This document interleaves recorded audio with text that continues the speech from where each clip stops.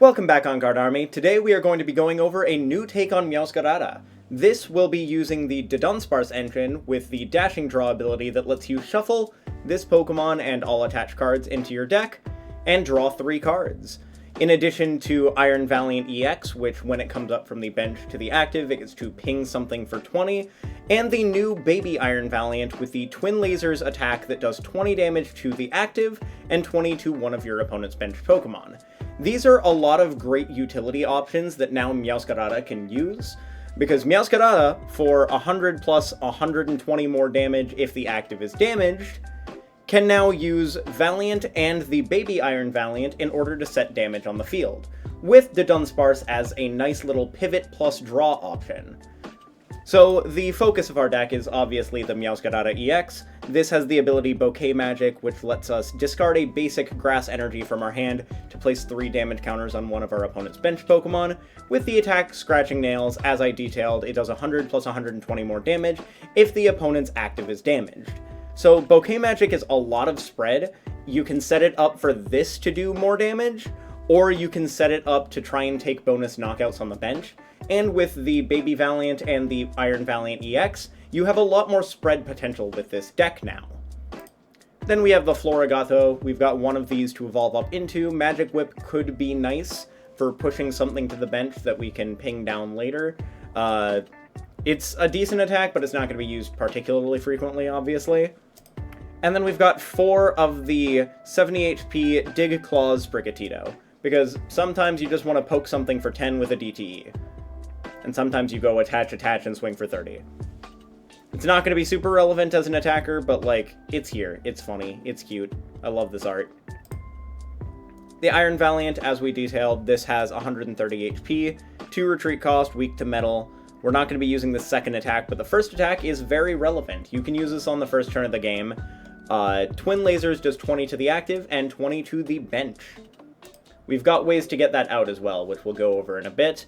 But Iron Valiant EX has 220 HP and the Tachyon Bits ability, which when it comes up from the bench to the active, which we can do so with switching effects, retreating into it, or using the Dudunsparce ability to shuffle it back into the deck and then promoting this, this is able to do 2 damage wherever you want.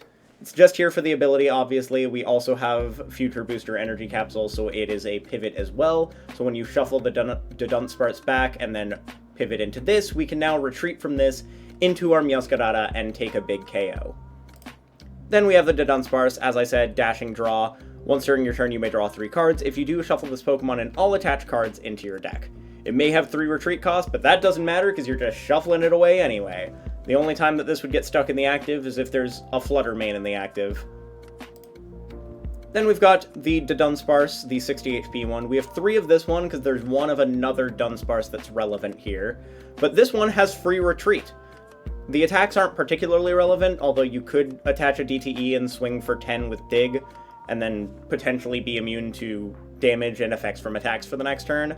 But it's mainly here because it is a free retreating Dunsparce. Then we have the 170 HP Dunsparce, and the reason for this is we have the Find a Friend attack, which is search your deck for a Pokemon, reveal it, and put it into your hand, then shuffle your deck.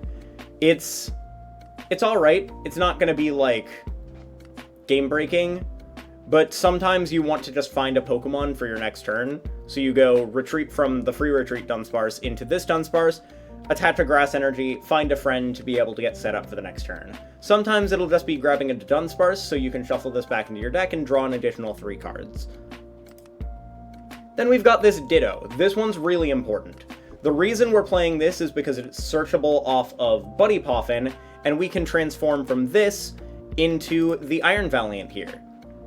The main reason we would want to do that is because if we Buddy Poffin into this, Ditto free retreat, or not Ditto, Dunsparce free retreat into Ditto, Ditto transform into Iron Valiant, we can now Twin Lasers on turn 1 for 1 grass energy. There is also an argument for cutting this Dunsparce entirely and playing the 60 HP Dunsparce, but for right now I've liked having the option of the 70 HP Dunsparce. Then we've got 4 Ultra Ball and 4 Buddy Poffin. The Ultra Balls can find anything and discard cards from our hand, and the Buddy Poffin can grab us any of our basics, other than obviously Iron Valiant and Iron Valiant EX. However, Despite the fact that it can't directly grab these, it can grab the Ditto, which can transform into either of these, which is also super relevant. Then we've got one Nest Ball. This is one... It's basically just meant to be an extra ball search card here. It can grab us any of our basics, and this time it includes these. And then we've got Hisuian Heavy Ball. This allows us to look at our prize cards and find a basic Pokemon there that we have prized and put it into our hand. If we prized our Valiant, one of our Valiant EXs, a Sprigatito, etc., we can grab it off prizes and be able to actually play it onto the bench. I should mention, because I thought this was obvious, but at the same time, I didn't directly say it, this searches for 2 basic Pokemon with 70 HP or less.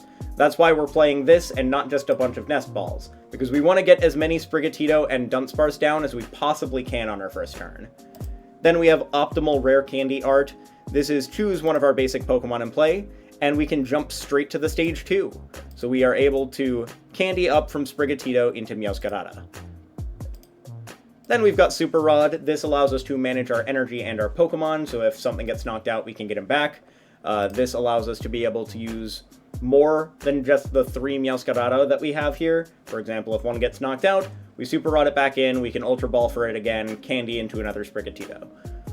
Super Rod is always going to be a good management card. I love resource management cards. Then we've got one Energy Retrieval. This will be good for retrieving our basic grass energies directly to hand after we've pitched some of them for the Bouquet magic ability, so we can continue to spread more damage across the field. Then we've got 2 switches, so we can pivot into the Valiant more aggressively. Sometimes we'll have the Meow in the active and it didn't get KO'd, but we want to ping something to get it within a certain range, or ping something on the bench down to take an additional prize on a turn, potentially. Switch into Valiant and then retreating back into Meowscarada with the Future Booster Energy Capsule is super relevant here. In addition to the 2 switches, we also have one more switching effect, the Prime Catcher. This is our A-Spec of choice here. I've seen a couple other similar lists that are playing like a Max Belt, or sometimes a Neo Upper Energy as another single energy attachment out to Meowscarada. You could play those if you wanted to, that's completely fine if you can't get your hands on a Prime Catcher at this point, because these things are really expensive for whatever reason. I mean, obviously because it's good, but it shouldn't be $40 at this point. I mean, it might just be on pre-release prices. Anyway, end of rant. This allows us to pull up one of our opponent's bench Pokemon, put it to the active, and then switch to one of our bench Pokemon. This allows us to pull up a specific target that we've been pinging down this entire time, go into Valiant, ping it again, retreat, go into Meowscarada, and bonk them for however many damage we already put on them. Prime Catcher is an absolutely busted card in this deck, although I can definitely see the argument for Max Belt for additional damage, or Neo Upper Energy for an additional attachment. Then we've got Future Booster Energy Capsule. This allows us to give our free retreat to our Iron Valiant EX. However, in this deck, it also has the niche of making our Iron Valiant do 40 to the active instead of 20. It doesn't boost the bench damage, but it does boost the active damage, which is super relevant here. Well, I mean, I wouldn't say it's super relevant, but it's relevant enough to where it can come up in certain situations. Then we've got 4 Iono, Disruptive Draw, Raw Draw. Keeps us from actually, like, discarding the pieces that we want to keep, especially if it's, like, a Dudunsparce, because we want to just kind of loop Dunsparces throughout the game. And just disrupting our opponent gives us more opportunities to be able to do what we want to do throughout the game. Then we have 4 Morty's Conviction. This card is always bugged, it never actually shows up, but it's discard a card from your hand, draw a card for each of your opponent's bench Pokemon in play. There is an argument for going down on this count and not playing a full 4 of. I do like this because it's just raw draw that you can just put more cards in your hand. It combos very well with the Dudunsparce. You go Dudunsparce, draw 3, Morty's Conviction, draw up to 5. You can have absolutely massive hands and combo super easily with this card, which is why we're playing 4 right now, but I could see going down to like a 2 count and maybe go up like maybe 2 Jacques or something.